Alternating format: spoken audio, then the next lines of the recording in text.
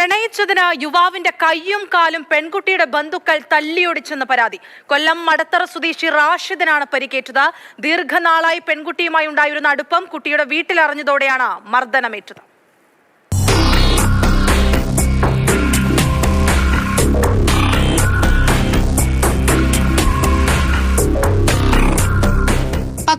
ാരിയുമായി റാഷിദ് വർഷങ്ങളായി സൗഹൃദത്തിലായിരുന്നു. ഈ ബന്ധം പെൺകുട്ടിയുടെ വീട്ടുകാരറിഞ്ഞു. ബന്ധത്തിൽ നിന്ന് പെൺകുട്ടിയുടെ ബന്ധുക്കൾ റാഷിദിനെ വിലക്കിയിരുന്നു. കഴിഞ്ഞ ദിവസം അഞ്ചലിൽ വെച്ച് പെൺകുട്ടിയും റാഷിദും കണ്ടുമുട്ടി.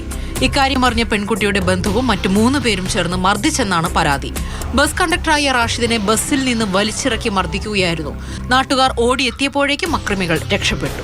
ഞാൻ ബസ് ഒതുക്കിയിട്ട് കിടന്ന് ഉറങ്ങാൻ നേരത്ത് 2 പേര് വന്ന് വണ്ടിക്കകത്ത് കയറി. അവിടെ നിന്ന് എൻ്റെ കഴുത്തിന് പിടിച്ച് വെളിയിലിട്ട് അവിടെ കിടന്ന വലിയ റബ്ബറും കമ്പ് എടുത്ത് എൻ്റെ തലയ്ക്കും കാലിലും കയ്യിലും അടിക്കുകയായിരുന്നു. അവിടുത്തെ നാട്ടുകാരെല്ലാവരും വന്നാണ് പിടിച്ചു മാറ്റിയത്. ഇല്ലെങ്കിൽ അവൻ എന്നെ കൊന്നേനിരുന്നു. യുവാവിനെ ബസ്സിലെ ജീവനക്കാരും നാട്ടുകാരും ചേർന്ന് പുനലൂർ താലൂക്ക് ആശുപത്രിയിൽ പ്രവേശിപ്പിച്ചു. റാഷിദിന്റെ തലയ്ക്കും കൈക്കും കാലിനും പൊട്ടലുണ്ട്.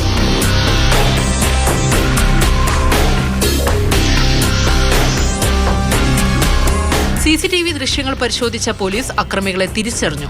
പുലർച്ചെ മുതൽ കാത്തിരുന്നാണ് പ്രതികൾ ആക്രമണം നടത്തിയത്. 4 പേർക്കുമെതിരെ വധശ്രമത്തിന് കേസെടുത്തു.